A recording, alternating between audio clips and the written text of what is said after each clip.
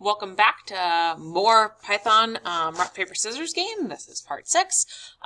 So just a quick note at my screen. I went ahead and added in some options, and I limited my noun to just rock and paper just for simplicity for you guys as the viewer and mine as far as checks and seeing what works and what doesn't.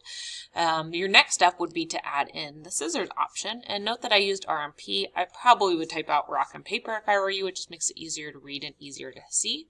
So let's just run this and see what happens. Also note the addition of lower.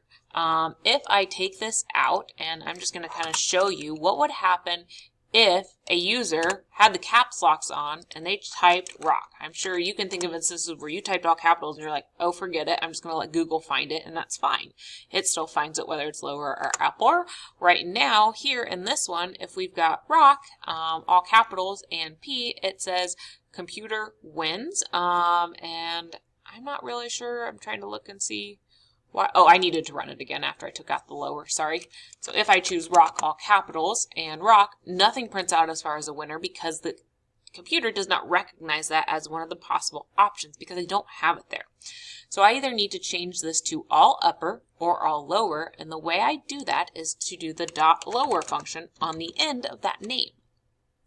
So if I do it here, we'd want to do it on all of our options to convert user input to all lower or all upper so that it works. So if I run this, now if I type rock, all capitals, now it's a tie game. Both picked rock, right? And so that works. I need that lower function to add on to anything that the user types, just in case there's a capital plus. Think about not even typing just all capitals. What if I just type a capital for the first letter?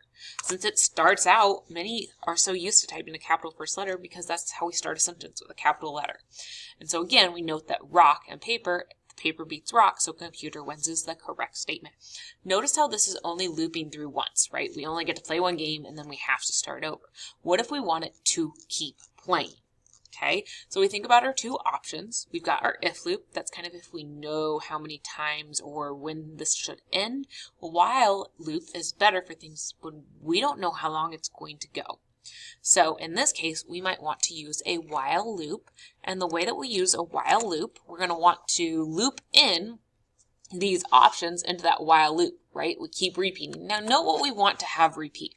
We want this to repeat, right? We want this whole section to repeat. So where does the player chooses come in at? So I'm going to read my code and find that and see how player chooses up here. That means that all of this below, I want to be part of that loop because I want that to repeat every time and have a player choice, a computer choice, and a statement of who wins. So I'm going to move this down, and then we're going to type while because I want a while loop. A while loop always ends with a colon as well, and everything within my while loop gets tabbed over once, and that's how I know in Python where my while loop starts and ends, right? This is the start. Everything that's tabbed over is in it, and the instant I type a line that's not tabbed over, the while loop is done. Nothing else is going to run in it. So I want all of this to run in it, and I need to specify what will happen, right? How long will this run? While what? Okay. Well, in my case, I need to think about the statement of winning 3 times.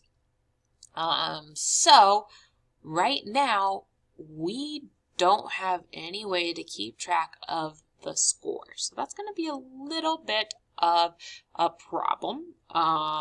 Let's just try while true because I think that should work. While this is true, let's run this and let's see if it'll keep running.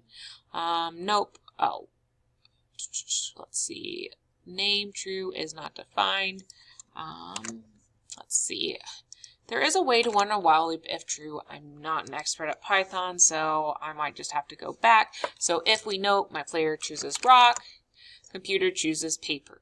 Okay, and then it says computer wins. So while this is a true statement, right? Something is running in here. While there's something in here, it keeps running. If we type a wrong word, it should end because that's not specified in our program. So again, if I keep choosing rock, it's just going to keep going. Notice how it's not spacing very nicely. This is something that you definitely want to add in. So please make your user interface nice. I can keep going with rock. We keep getting paper.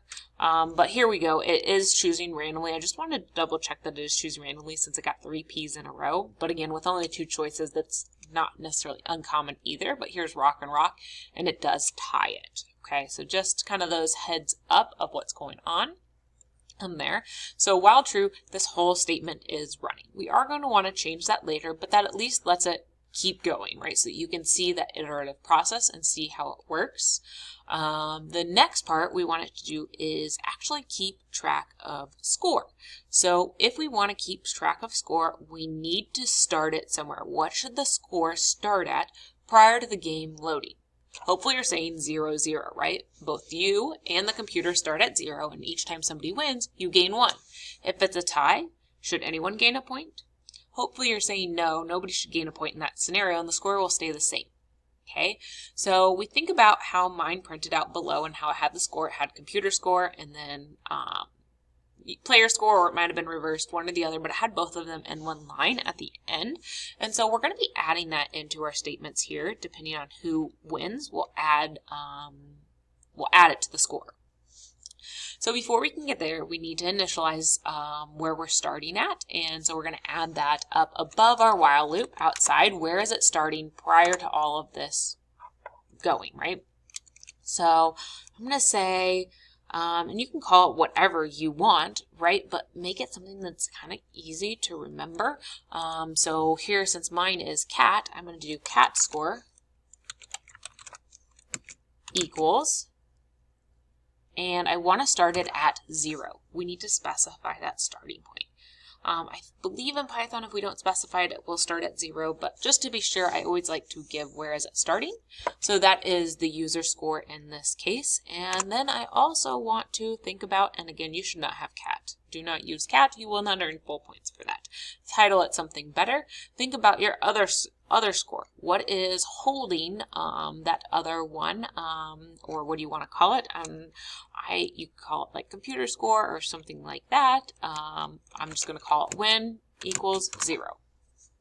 Okay, now I've got the initialization of those two. Those two are going to hold my scores. Those are variables.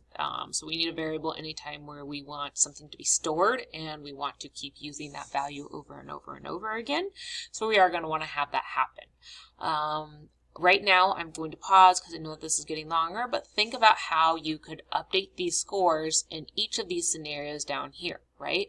In this scenario, when it's a tie, does anybody win? No, the scores are both 0, 0. So how could we put those both into a statement line down here where they're both at 0, 0?